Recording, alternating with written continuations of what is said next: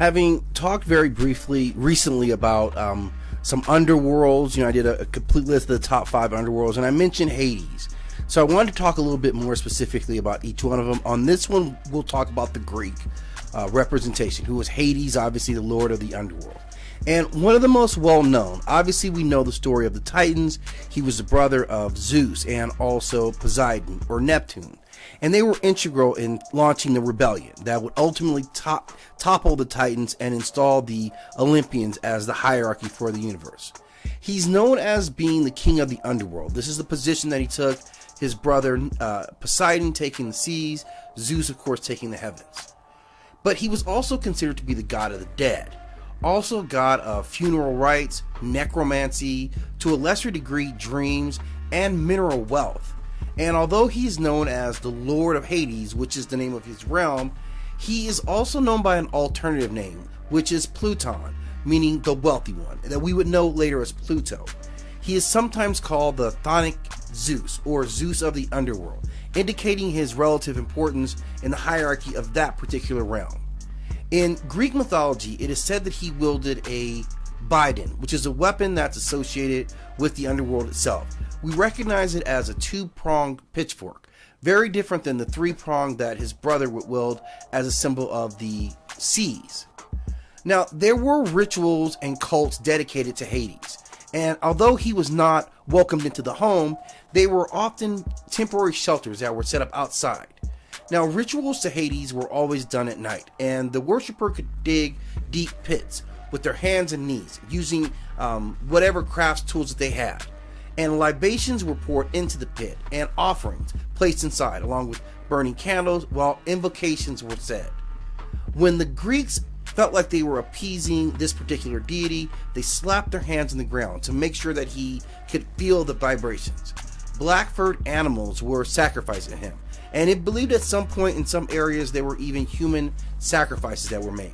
And the blood of these sacrifices sometimes were dripped into wells so that he could reach them easier.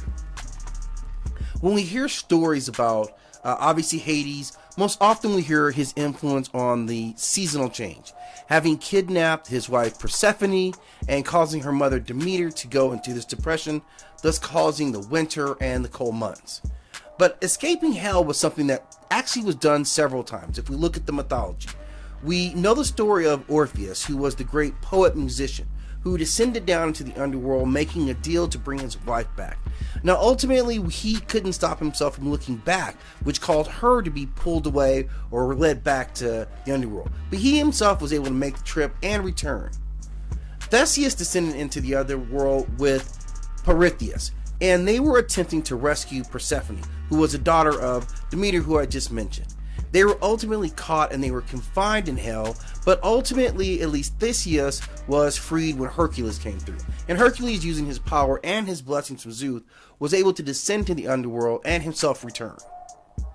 Another would be Erinyes and Cybele, who went searching for these enchanted artifacts. And Erinyes was able to come back and bring Cybele with him. Dionysus, who was the lord of wine, I believe, also went to the underworld to retrieve his mother, Semele, and he did so with the permission of Zeus. And Zeus allowed him because of his love. And although few gods have done so, he was able to descend to the underworld and come back successfully. Hermes has always been associated with the underworld, as it is said that he actually is the one who guides new souls to their destination. And then, of course, in the story of Odysseus, he journeys to the underworld through one of the rivers. And he uses libations and sacrifices to attract spirits as he's seeking knowledge. He's able to then escape the underworld himself. So while we do see Hades as perhaps the toughest and the sternest of all the masters, we've seen some leaks in his security system in the underworld. But still a very, very powerful god who in the underworld is not only the ultimate ruler, but also the richest guy there.